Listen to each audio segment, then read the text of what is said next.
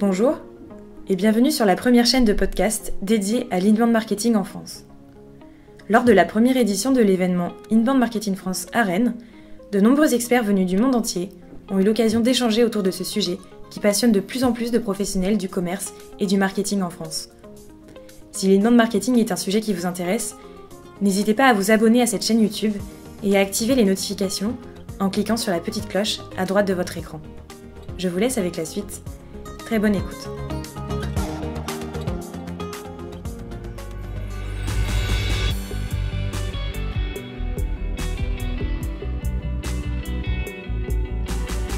Bonjour à tous, je me présente rapidement, Francis Méléard, CEO de Pimbim, et on va passer 40 minutes ensemble.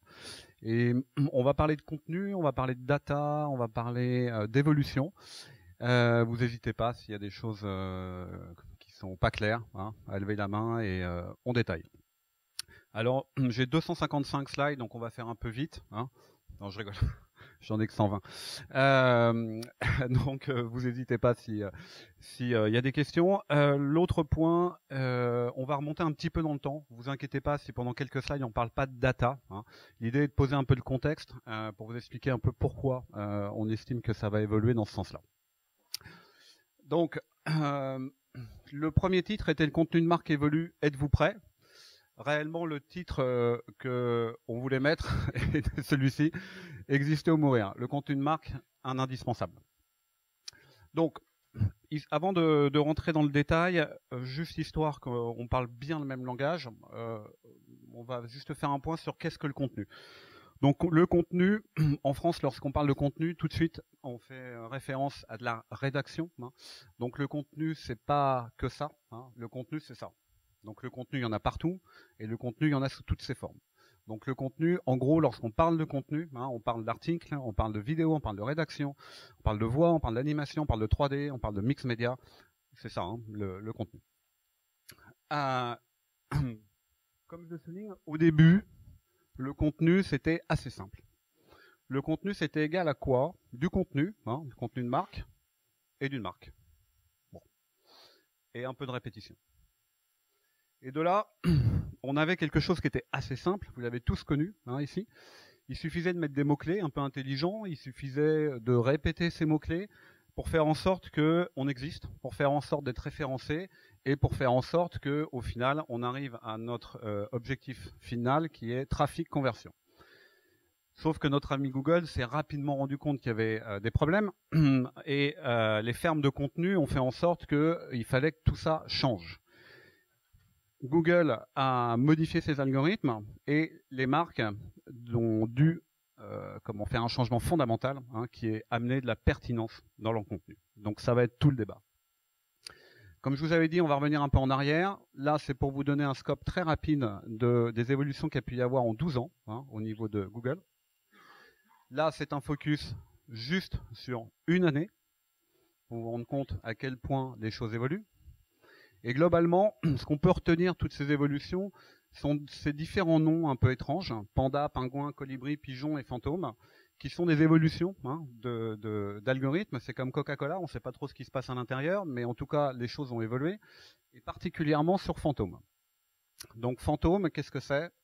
Fantôme, voilà un peu ce qui ressortait de fantôme il y a encore quelques temps. Hein.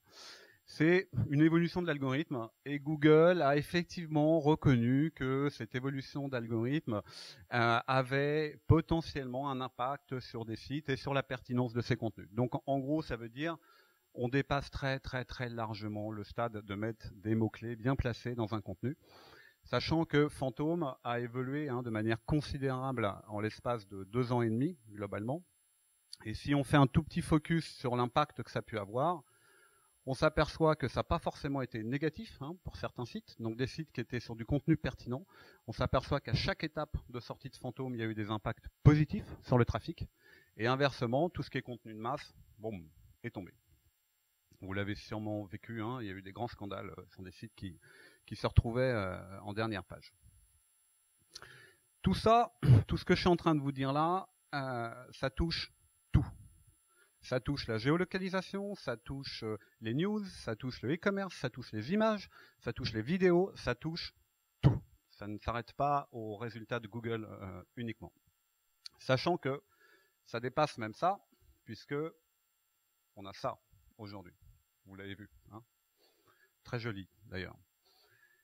Et résultat étonnant, même Google d'ailleurs avoue avoir été surpris, c'est qu'au final aujourd'hui, déjà dans la voix, on a certaines typologies de recherche qui sont dépassées par la voix versus le clavier.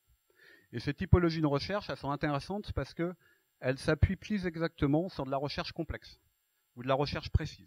Donc tout ce qui va dépasser 3 mots reste encore très largement clavier. Tout ce qui est plus loin que 3 mots, en fin de compte, se transforme en vocable. Élément assez intéressant, puisque qu'est-ce que ça veut dire, en fin de compte, une recherche qui dépasse 3 mots? C'est une recherche très précise, donc développement de pertinence. Et puis, on va vers ça. Donc demain, on s'amuse à le souligner avec un petit clin d'œil, hein, ce seront les voitures qui prendront la bonne route de votre business, si vous existez. Donc, ça veut dire que le contenu, au final, je dirais pas qu'il descend dans une voiture, mais il a une incidence sur le futur trajet que vous ferez avec des voitures autonomes.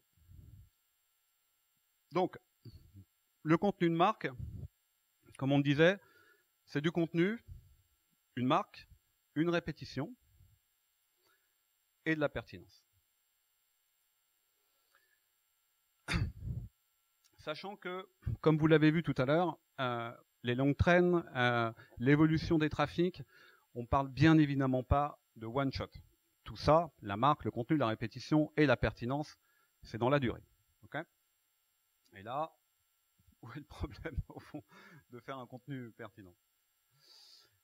On a symbolisé ici l'évolution du contenu au niveau de sa pertinence et au niveau des acteurs capables d'y répondre. Là, vous avez le volume. Ici, vous avez la pertinence. Ça veut dire, associé à cela, on a le format de contenu et le besoin d'expertise. Donc, en gros, on s'aperçoit que plus on évolue vers une expertise de contenu, plus son format est à même de changer, et moins on fait de volume, ce qui est assez logique. Globalement, au début, hein, si on revient juste avant Fantôme, juste avant les problèmes liés aux fermes de contenu, on avait cet élément-là, où on était en fin de compte essentiellement sur le volume. Globalement, qu'est-ce que c'était? Besoin de volume significatif pour tricher avec les algorithmes de Google, prendre la parole de manière récurrente, peu importe le sens, l'objectif est d'être ultra présent pour être visible. Qui s'occupait de ça?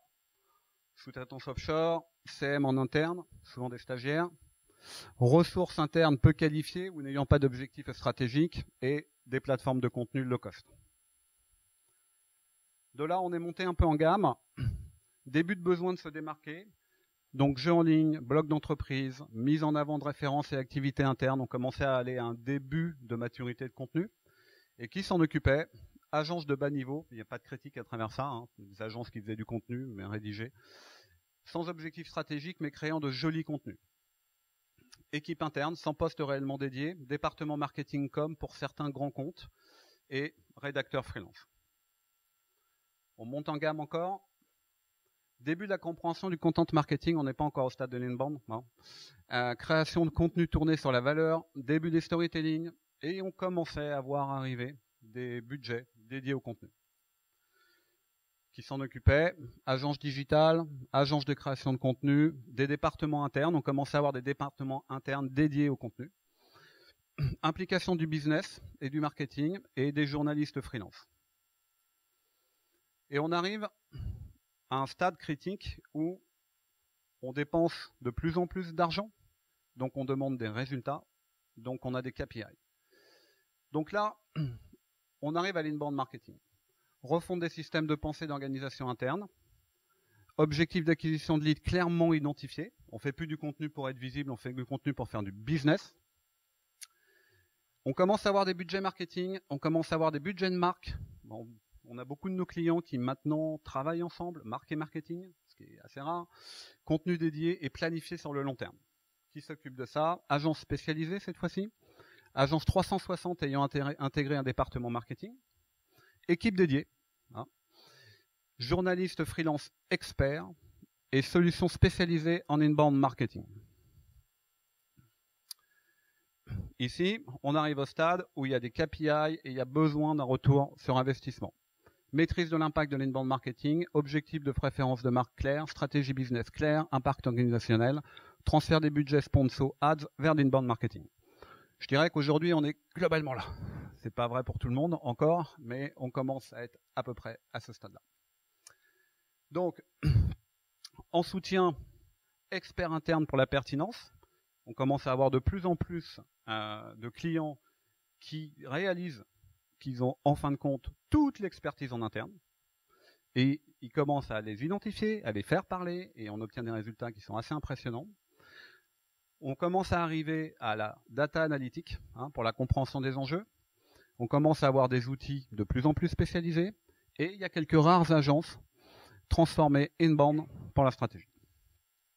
Donc, aujourd'hui, le contenu de marque, si on devait être synthétique, doit répondre aux besoins de pertinence sur l'expertise des prises de parole, le format de ces prises de parole, la régularité, la rapidité. Le monde bouge très vite. Avec le bon ton, le bon format sur les bons canaux, vous l'avez déjà entendu pas mal de fois, c'est important. Et pour développer de la pertinence de marque, de la génération de leads et du rayonnement social. Réellement, c'est le premier point, celui-ci. Donc, qui est capable de répondre à l'ensemble de ces objectifs? Personne. Pourquoi? Si on décompose les différents acteurs, le client a l'expertise, d'accord? Expertise métier en interne, clairement. Donc la pertinence. Mais il n'est pas organisé pour répondre à des besoins de récurrents, rarement de départements dédiés. Capable de sortir un livre blanc, capable de sortir un article, mais quand on commence à lui dire que c'est 5 fois par mois, ça commence à être compliqué. Il n'a pas de savoir-faire plurimédia, il va éventuellement être capable de rédiger, mais par contre, si vous lui demandez une infographie, des vidéos, ça devient plus gérable. Et puis, très honnêtement, son business est assez souvent ailleurs que dans le contenu. Donc il a un petit peu autre chose à faire. Si on prend les agences, donc eux, les agences, par contre, ont l'expertise plurimédia, et pour certaines, la capacité à définir une stratégie inbound. Mais ils n'ont plus les équipes de production de contenu. Vous avez tous des agences ici, ou voire même vous êtes des agences. Rares sont les agences qui ont 850 rédacteurs spécialisés dans 25 domaines. Donc, c'est difficile. Des teams spécialisés, rédacteurs, experts dans chaque domaine, capacité à créer une multitude de micro-formats pertinents impliquant un niveau d'expertise élevé. Très peu, voire aucune agence capable de faire ça. Et pour beaucoup, aucune notion de la data. La stratégie, oui, et éventuellement la production en sous-traitance, mais la data, c'est pas trop un truc d'agence. Les freelances, alors pour les journalistes spécialisés, ils ont l'expertise métier, le savoir-faire rédactionnel. On trouve aujourd'hui des gens d'une qualité incroyable. Le problème, c'est qu'ils sont monoformats, édito vidéo, souvent aucune notion de stratégie d'entreprise, et encore moins de stratégie inbound marketing. Et aucune notion de la data, ça va sans dire. Très peu impliqués dans les notions de KPI et ROI, en général, c'est pas compatible avec un journaliste, et très fort turnover. On a vu apparaître, donc, avec ce besoin de contenu, des pure players. Donc, nés de rien, ou agences étant totalement transformées, les pure players sont adaptés pour concevoir une stratégie et suivre un projet inbound marketing. Aujourd'hui, il y a des vrais acteurs. À l'inverse, ils n'ont aucune ou très peu de force de production interne. Leur capacité à produire un contenu pertinent se limite à une suite de freelance. En gros, leur savoir-faire est essentiellement sur la stratégie et les outils de captation de leads. Les plateformes, donc des solutions industrielles, les plateformes de création de contenu n'apportent qu'un complément à une stratégie inbound marketing. Ce n'est pas des acteurs en tant que tels. Ils sont monoproduits essentiellement et pas de data. Et les solutions. Donc aujourd'hui, il existe des solutions industrielles pour répondre aux besoins de création de contenu. Ce qu'on dit ici, c'est que globalement, à répondre à la problématique, sauf que ça implique que le client, ou en tout cas le demandeur, ait une certaine maturité pour être capable de s'adresser à ce style d'outils. Donc aujourd'hui, si on prend la capacité à répondre et les différents besoins pour produire un contenu de marque pertinent, si on prend le pluriformat, la capacité à parler autre chose que en rédaction ou en vidéo, globalement, les solutions sont les plus adaptées, puisque capables de répondre sur autant de formats que désirés. En stratégie, nous avons agence et nous avons client. En expertise, client. En data, solution. KPI et ROI, globalement, sur les trois, que ça soit de l'agence, que ça soit de la solution ou que ça soit du client. Et en simplicité, très clairement, le client, pour lui, s'exprimer son propre besoin, c'est quand même ce qu'il y a de plus simple. Donc, en gros, on n'a réellement aucun acteur qui prédomine réellement dans l'ensemble du besoin de création de contenu. Dans un monde idéal, on appuie sur une baguette magique, si on prend l'ensemble, il faudrait qu'un client passe par des solutions pour analyser les besoins par la data, par des agences et des pure players pour définir une stratégie, consolidé par de l'expertise métier qui peut être du client, du journaliste ultra expert, produire des contenus pluriformats, des solutions et des freelances, et analyser les KPI et le ROI des solutions et des pure players. Donc au final, ça reste pas simple. Donc c'est le bazar. Ok, donc je vous disais, on met un peu de temps à arriver à la data. Quand je disais 120 slides, je rigolais pas en plus. Donc, ici, data et contenu, la data pour aider à concevoir. Donc, data et contenu, c'est s'appuyer sur une analyse big data et d'un environnement business. Donc des clusters, carrefour d'audience, des verbatim, sujets et attentes, et des acteurs capables d'y répondre. Ça veut dire quoi? Ça veut dire ça. Ça, c'est un exemple. C'est un exemple d'analyse big data, donc on est assez loin du contenu. Sauf qu'ici, globalement, pour faire simple, on demande à nos systèmes de dire, bah voilà, explique-moi un peu comment ça réagit dans un écosystème donné. Il s'avère que là, sauf erreur, c'était dans les telcos. Et qu'est-ce qu'on s'aperçoit à travers ça? On s'aperçoit non seulement qu'on est capable d'identifier différents secteurs, mais qu'on est capable même de descendre au stade du sous-secteur pour savoir en gros quels sont les puits d'audience. Donc ce qui est intéressant là, c'est qu'on n'est pas en train de dire, nous savons que dans les telcos il se passe ça. Nous ne sommes même pas en train de dire au client, peux-tu nous dire comment ça se passe? On est en train de demander à la data quelles sont globalement les grandes masses. À partir de ça, on est capable de faire des choses de cet ordre qui sont de dire, ok, dans cette grande masse, là on est dans une sous-rubrique, dans cette grande masse, quels sont les acteurs qui prédominent cette sous-thématique? À partir de ça, si on place le client ici que nous avons caché, si on place le client ici, il va nous dire, moi ce qui m'intéresse, c'est d'être au même stade que, et donc de là, on est capable de lui dire, voilà un peu ce qu'il va te falloir en termes de couverture atteindre pour arriver au même stade que. Ici, on vous a fait une petite capture pour vous mettre en avant un élément assez intéressant qui est globalement une analyse de verbatim. En gros, je vais revenir, je peux revenir en arrière avec ça? Ouais, je suppose. Voilà. Tous ces petites bulles là, c'est pour nous donner, en mode un peu lecture, ces éléments-là. C'est-à-dire, en gros, dans un sous-secteur, de quoi parle-t-on? Quelle est la masse critique? Quelle est la représentation en termes de verbatim? Comment vous vous situez? Comment se situent vos concurrents? Et comment se situe l'offre web? L'offre web, c'est quoi? C'est typiquement, vous pourriez être le premier dans votre domaine, sauf que vous avez une offre web énorme et en fin de compte, vous n'avez que des médias devant vous. C'est-à-dire qu'au final, vous êtes invisible. Hein. Donc, on prend tous ces éléments-là et on fait la chose suivante. On fait des océans bleus et on vous dit, bah voilà ce qu'il va falloir dire, quels sont les mots que vous allez utiliser, combien de temps ça va mettre, quelle est la volumétrie en termes de contenu, et on fait bien évidemment l'inverse, des océans rouges, qui vous permettent de savoir très exactement que ça ne sert à rien d'utiliser ces terminologies-là parce que vous n'existerez jamais. Et donc, de là, de pouvoir savoir ce qu'on va, cette fois-ci, pas inboundiser, hein, mais acheter, puisque c'est éventuellement votre cœur business. Donc, si on prend l'ensemble de cette analyse Big Data, on obtient une chose intéressante déjà, qui est le champ sémantique. C'est-à-dire que savoir pas comment vous parlez d'un produit, mais savoir comment ce produit est vu. Donc, quelles sont les terminologies réelles qu'on va utiliser. À partir de ça, si on met vos priorités business sur cette terminologie-là, on est capable tout simplement de faire une stratégie éditoriale, définir exactement ce qu'on va produire comme contenu, et globalement, on va arriver à une stratégie inbound. Si là-dessus, on ajoute du volume, on est capable de définir des KPI et d'implémenter l'ensemble des outils qui vont permettre de mettre en place cette stratégie inbound. Donc, en gros, la data et le contenu, c'est comprendre un environnement business. Maintenant, si on fait l'inverse, et qu'on regarde comment le contenu avec de la data peut se transformer, on vous a fait un petit schéma, qui est de dire, voilà, imaginons, coup de baguette magique, on a un contenu totalement parfait, en termes de format, de fond, d'esthétisme et de temporalité. Si on prend ce contenu parfait, et que maintenant on l'applique à 3 typologies, infographie, vidéo live et e-book, on s'aperçoit qu'en fin de compte, ils ont des formats très différents. D'accord ? Une infographie va avoir une force de frappe sur l'esthétisme très intéressante. Par contre, en temporalité, beaucoup moins. C'est un peu long à faire une infographie. Hein. En fond, si elle est bien faite, c'est à peu près global. Si on prend une vidéo live, en temporalité, on est extrêmement fort. Il n'y a pas mieux que le live. Par contre, en esthétisme, on risque de pas forcément être extraordinaire. Et si on prend un e-book, le fond, ou un livre blanc, le fond, théoriquement, si c'est bien fait, est totalement incroyable. Par contre, en temporalité, on est sur plusieurs semaines pour faire un livre blanc de qualité. Donc ça veut dire quoi ? Si on prend ça, et que on se dit, ben voilà, la data, qu'est-ce qu'elle va nous permettre de faire ?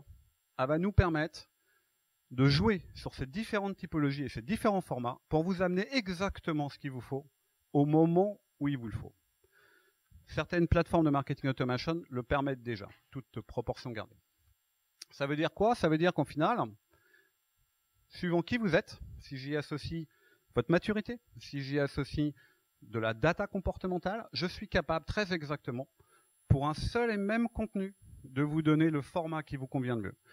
Vous regardez ce contenu-là, vous êtes un expert, vous avez le temps, vous n'avez pas le temps, je vais être capable d'aiguiller et de vous donner exactement le bon contenu. Quand je dis bon contenu, c'est pas que le fond est celui que vous devez regarder, mais que c'est le format qui est exactement celui que vous devez regarder. À partir de ça, si j'enchaîne ça, je suis capable avec de la data d'amener le bon format et avec suivant ce que vous allez regarder, ce que vous allez consommer, d'aller chercher de manière pyramidale les différents bons formats et maturités qui vous correspondent. Globalement, vous avez 30 secondes, vous êtes en train de regarder telle vidéo, je vais vous donner un contenu qui sera très clairement pas le suivant, un e-book de 70 pages. Okay ? Par contre, je vais pouvoir jouer sur même des montages vidéo temps réel, suivant votre niveau de maturité. Maintenant, on va un cran plus loin, toujours avec de la data, qui est de dire, voilà, on est capable, aujourd'hui, au sein de ce contenu, d'y injecter de la data pour faire en sorte que le contenu, le fond cette fois-ci, soit adapté à votre maturité. Je vais vous donner un exemple tout simple. Imaginons qu'on fasse un livre blanc sur l'inbound marketing. Bon. Dans ce livre blanc sur l'inbound marketing, je pourrais aller jusqu'à savoir non seulement votre niveau de maturité, mais globalement qui vous êtes, et faire en sorte que tous les exemples que je vais vous donner dans l'utilisation de l'inbound marketing soient liés à votre métier. Vous êtes une agence, toutes les blagues que je vais mettre à l'intérieur sont des blagues d'agence où on se moque un peu des clients. Vous êtes un client, je vais mettre des blagues de clients où on se moque des agences. Donc là-dedans, dans ces contenus-là, je suis capable de les construire par rapport à votre maturité. Et attention, on ne parle pas d'IA, on ne parle pas de robots rédacteurs, on parle juste de contenus qui ont la capacité de se construire. Au même titre que si dans ce livre blanc, je parle de l'inbound marketing, imaginons que ce livre blanc ait des vidéos, de l'interactivité, qui les coûte extrêmement cher à être fait. Très clairement, 6 mois plus tard, si je parle d'une maturité de marché, d'un déploiement de hotspot en Europe, dans 6 mois, il y a 9 chances sur 10 pour que les chiffres aient bougé. Donc mon livre blanc qui m'a coûté extrêmement cher et qui était extrêmement long à faire, il est plus bon. Donc, à l'intérieur, on rentre de la data, et ce qui fait que, suivant le marché d'hotspot, je peux décider que s'il dépasse tant de pourcents du marché européen, ma conclusion va complètement changer. Et ce qui fait que ce contenu, au final, ça devient du software. C'est-à-dire qu'en gros, le contenu et la data et le contenu, ça veut dire quoi ? Ça veut dire qu'on va développer la pertinence de manière extrêmement forte. Ça veut dire qu'on va développer les coûts aussi de manière extrêmement forte. Et donc ça veut dire qu'à un moment ou un autre, à part être philanthrope, vous serez plus capable, en tant que client, voire même en tant que producteur, de construire un livre blanc qui va mettre 4 mois à être fait. Donc, on va travailler, en fin de compte, par système de versionning, et nos vidéos vont se construire dans le temps, et les contenus vont se construire dans le temps. Ok. Donc, en gros, le contenu et la data, si on devait être synthétique, c'est un contenu pour chacun. Vu qu'on est presque 8 milliards, ça fait beaucoup de contenu. Alors, un petit focus sur ce que je viens de vous dire. Les formats de demain. Les formats de demain, on vous a donné 2-3 petits exemples, histoire que ça soit explicite. Format de demain, on a General Electric qu'on trouvait intéressant, ce que vous voyez là dans cette map, elle est liée à de la data, et au final, vous regardez cette map, je regarde cette map, j'ai absolument pas la même chose. Pourquoi? Parce qu'en fin de compte, alors le GIF est un peu esquinté, mais pourquoi? Parce qu'en fin de compte, il est lié à de la data en amont, avec une masse de contenu incroyable, et qui fait qu'ils ont carrément construit un système qui me permet d'accéder à ce contenu, de manière, c'est un peu ludique. Si je prends HP intéressant, c'est un média plutôt très bien fait, très très quali. Et ce média, il a une particularité qui est que la majorité, pour pas dire l'ensemble de ces contenus, ne sont pas leurs contenus. Voilà. Ici, il s'appuie au final sur des contenus qui ne leur appartiennent pas, mais la valeur même de me rapprocher ce contenu dans mon centre d'intérêt fait que ce contenu devient ultra pertinent. Ça, typiquement, c'est un moyen détourné d'arriver à construire des contenus dynamiques, ce qu'on a vu tout à l'heure. Autre élément intéressant, McKinsey. McKinsey, alors eux, ils ont fait un truc assez surprenant. Si vous tapez McKinsey aujourd'hui, vous n'arrivez même pas sur le site de marque. Vous arrivez sur un média. Donc voilà, très joli média. Avec une petite particularité, c'est que leurs contenus sont longs. Vous voyez tout là-haut, là, c'est le format standard. Et ça, c'est un article de McKinsey. On vous disait que les articles allaient aller de plus en plus loin. Et dans ces articles, on trouve ça. C'est-à-dire que dans chaque partie de l'article, il y a des sous-contenus incroyablement pertinents. Des vidéos, des interviews, des podcasts. Et ça, c'est un seul et unique contenu. Vous comprenez bien que faire un contenu comme ça, avec tous les contenus associés, c'est inentendable d'arriver à en faire 2 par semaine. C'est pas possible. Donc, on est sur des mécaniques là aussi de software où au final, le contenu s'alimente et évolue. Un autre petit cas intéressant qui est que on voit exploser l'audio. Encore un petit clin d'œil sur la pluralité des contenus. Donc là, c'est un média uniquement en podcast. Et puis, vous l'avez vu sûrement, elle qui a sorti aussi son appli uniquement podcast. Et le podcast, c'est pas parce que c'est de l'audio que ça coûte pas cher et que c'est simple à faire. Donc les formats de demain seront plurimédia, interactifs, évolutifs et premium. Donc, produire demain. Alors, petit rappel, au début, c'était simple et tout le monde pouvait globalement produire du contenu. Aujourd'hui, on a rajouté un petit élément qui est le business, ce qui fait que, en amont de tout ça, on ultra-segmente et on ultra-expertise la production de contenu. Donc, si on part du principe que les contenus deviennent plus compliqués, de plus en plus experts, qui doivent être faits rapidement, très clairement, on ne peut pas s'appuyer sur les méthodes qu'on utilisait ou qu'on utilise encore sur la production de contenu. Donc ici, on vous a fait un petit schéma, globalement, d'un mode de fonctionnement sur la partie stratégie. Comment ça se passe? On a un client, une agence ou des pure players. L'objectif est globalement de définir à qui, pourquoi et comment s'adresser à des cibles identifiées. Je pense que tous dans cette salle, vous avez vécu d'un côté ou de l'autre à un moment cette problématique-là. Avantage, ça apporte une vision sur le long terme. Inconvénient, c'est chronophage, hypothétique et coûteux. Demain, Big Data, stratégie de marque, priorité business. Donc, stratégie de marque, priorité business, vous les avez déjà. On accroche le Big Data. Ça permettra de faire ça, de dataiser la stratégie. Et dataiser la stratégie, ça va permettre d'en extraire la stratégie éditoriale, de l'expertise attendue, des scénarios de marketing automation et de social automation, associés à des scénarios type en cloud. C'est-à-dire qu'aujourd'hui, vous prenez une plateforme, Hotspot, Webmecanic, Pledgy, peu importe, vous devez tout inventer du début jusqu'à la fin. Même si le copain d'à côté a acheté la même plateforme, vous faites le même business, vous devez tout inventer du début jusqu'à la fin. Avec la stratégie dataisée, vous n'aurez plus à le faire. Pourquoi vous êtes obligé d'inventer, de réinventer les systèmes? C'est que, si je reviens juste un cran en arrière, là, au final, le livrable, c'est un PowerPoint. Donc, au final, c'est inexploitable pour une machine. Le fait de dataiser la stratégie, c'est pas juste pour se faire plaisir de se dire « Oh, super, tout est en data ». C'est parce que derrière, ça pilote des outils. Donc, si on prend l'expertise, comment elle fonctionne aujourd'hui, on a des experts clients, des experts journalistes, des agences, des pure players. Et l'objectif premier est d'apporter une valeur ajoutée métier. Avantage, ça assure un niveau d'expertise élevé, cette organisation. Inconvénient, chronophage une inertie importante et c'est coûteux. Demain, on a donc l'expertise attendue, la capacité à identifier les experts. Cette capacité à identifier les experts, c'est pas juste le mail du mec qui va bien au fin fond d'un service d'une entreprise, hein. C'est une base d'experts. La capacité à l'organiser, parce que demain on peut avoir 850 experts, si on ne sait pas comment ça fonctionne et comment les contacter et comment faire en sorte qu'ils travaillent ensemble, ça ne marche pas. Donc ça veut dire des outils d'intelligence collective. Le but étant qu'on développe un fonds pertinent. On démultiplie la pertinence.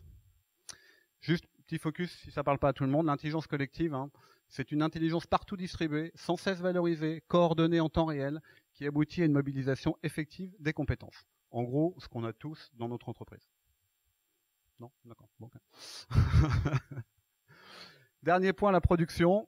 Donc la production de contenu, je sais ce que j'ai à faire, j'ai mes équipes, maintenant il faut que je produise. En gros, ici, c'est concevoir des contenus pluriformants en phase avec la stratégie globale. Grosse opacité de la stratégie globale, hein. Les livrables sont inadaptés, donc si vous oubliez de mettre le PowerPoint dans le mail, il n'y a pas de stratégie globale. Et peu processé, chronophage, coût, inertie importante. Donc ça veut dire quoi? Ça veut dire que demain on ira vers quelque chose qui aura cette forme-là pour aller jusqu'au delivery. Donc en gros, pour continuer à évoluer sur les besoins de pertinence et de pluriformat, la création de contenu de marque devra s'appuyer sur 3 éléments clés. La data, l'industrialisation des process et l'intégration d'outils d'intelligence collective. Les KPI de demain, si on revient sur notre petit schéma, on était là aujourd'hui, demain le KPI supplémentaire, ça sera le temps. Quoi? Entreprise centrée sur la capacité à produire. Donc c'est-à-dire que beaucoup d'entreprises vont se transformer pour fabriquer du contenu et récupérer leur contenu. Fournir de la matière première pertinente pour du contenu premium. L'entreprise, tout ce qui est collaborateurs clés, hein, sont des fournisseurs de contenu. Ce qui n'est pas dit n'existe plus, l'essentiel des budgets marketing. Demain, on ira vers ça. Qui, essentiellement des pure players. Donc très clairement, vous avez compris que tout ce qui est freelance, etc., ça sera plus capable de répondre à ça. Tout ce qui est focus data. Donc ça sera associé à des solutions externes, hein, des solutions d'intelligence collective, des solutions en big data et demain de l'IA. Donc en gros, si on devait être synthétique, on a une organisation traditionnelle encore aujourd'hui extrêmement répandue sous cette forme. Réflexion, brief, production, validation et diffusion. Et on ira demain vers ça. Data, production, diffusion, voire data, diffusion. On s'appuiera sur 2 éléments externes. Le client, toujours au centre, hein, expert et homme clé. La data et tout ce qui va être externe. Donc tout ce qui va être capacité à produire, que ce soit des outils ou que ce soit des solutions. Donc en gros, le contenu de marque, c'est du contenu, une marque, répétition, pertinence et du timing. Le contenu de marque évolue. Êtes-vous prêts?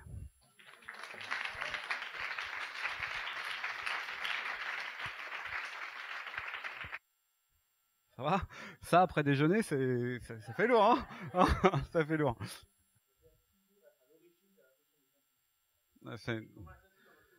C'est très très très bonne remarque. Alors, juste pour être sûr, quand on parle de client, on parle de client de client. Hein, on parle de client qui achète. Hein, ok. Alors, très très très bonne remarque. Aujourd'hui, tout ce que vous avez pu voir là, hein, y a des choses qui sont effectives. Il y a des choses qui sont en labo, hein, en cours d'eux, et il y a des choses qui sortiront un peu plus tard. Demain, on fait ça, tout ça, ça sort. Globalement, je ne connais pas encore un client aujourd'hui capable d'accepter ça et de travailler avec ça. Okay, mais c'est pas grave, on ira.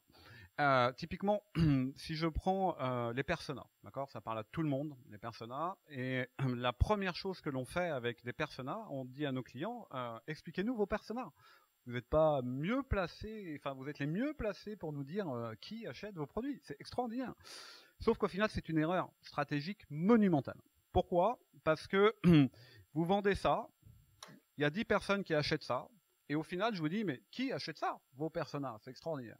J'oublie juste de vous dire une chose, qu'il y en a 90 qui n'achètent pas votre produit. Et ce qui nous intéresse, c'est pas les 10 qui ont acheté, c'est les 90, voire les 900 qui n'ont pas acheté votre produit. C'est eux qui nous intéressent. Parce qu'en fin de compte, le produit, au lieu d'être ça, il faut peut-être qu'il soit là, et d'un seul coup, on va faire x10. Donc au final, le client n'est pas du tout bien placé pour nous donner les personas. Donc pourquoi je sors ça? Parce qu'au final, le client du client, on le dataise aussi. Donc là, j'en ai pas parlé parce que je savais qu'après déjeuner, ça allait être un peu compliqué. Mais on utilise un système qui s'appelle l'insight social et qui va pas analyser votre positionnement par rapport à vos concurrents, qui va analyser votre environnement business pour être capable d'identifier des insights qui vont nous renseigner sur les personas.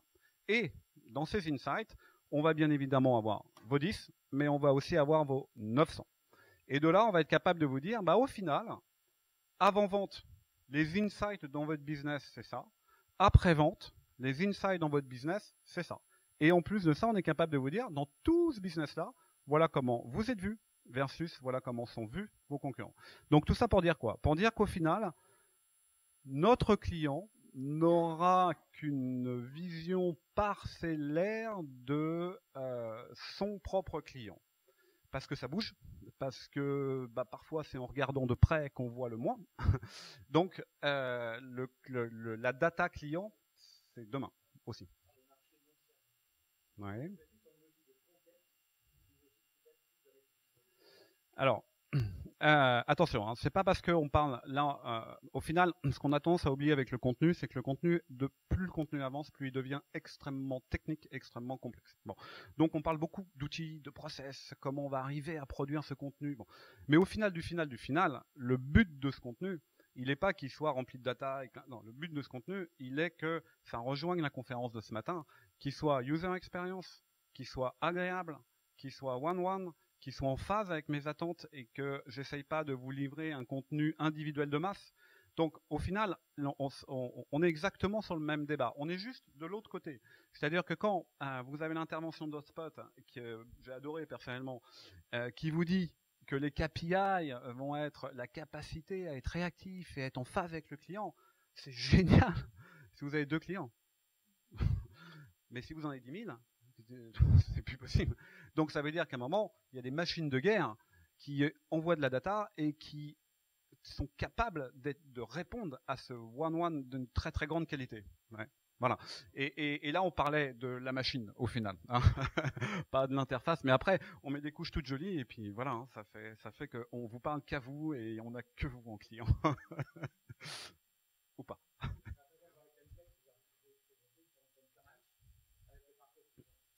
Alors, aujourd'hui, si on est tout à fait, on est entre nous là, il n'y a personne, si on est tout à fait transparent, aujourd'hui, 99% des entreprises ne sont pas matures par rapport à la data. Donc ça veut dire que quand on dit qu'on construit avec de la data, ça veut dire qu'on construit des choses immatures. Bon. Et au fond, c'est pas grave. C'est pas grave parce que il y a une certaine inertie dans ce qu'on est en train de faire. Je discutais avec un de nos clients tout à l'heure, il me dit « Oh là, on est très en retard, on n'y arrive pas, etc. » Je dis, mais keep cool, t'es presque le plus mature de tous mes clients.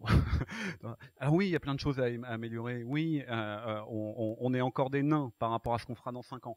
Mais au final, ce qui est intéressant, c'est même pas le résultat. Ce qui est intéressant, c'est que, et cet événement le montre, c'est la prise de conscience. Voilà. Et il y a une vraie prise de conscience sur l'envie de bien faire, déjà, hein, qui est globalement, on parle business, tout ça, mais il y a une envie de bien faire. Il y a une vraie acceptation du fait qu'on ne peut plus, et on n'a plus envie, en plus, d'envoyer des trucs de masse comme ça. Enfin, je sais pas si vous avez vu l'intervention ce matin en conf, mais il expliquait qu'il avait monté une start-up, il avait fait exploser sa start-up parce qu'il avait fait 3 spots télé, et qu'il s'est dit, super, 2 ans plus tard, je recommence. Le truc n'a pas marché du tout. La télé n'est plus adaptée. Donc on est obligé de faire des choses personnelles.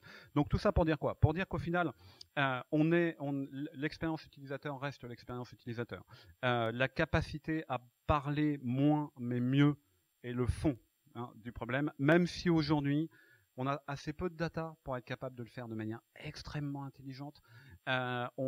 Aujourd'hui, les clients n'ont pas ni la maturité, ni la structure, ni parfois les moyens de descendre à un niveau de granularité extrêmement fort. Mais c'est pas grave. En 1 an et demi, on est passé de on ne connaît pas l'inbound à on a un service inbound. Je me dis que dans 1 an et demi, étant donné qu'il y a cette prise de conscience, ça sera ça et ça sera sûrement dépassé. Voilà. C'est bon? Super. C'est bientôt la sieste.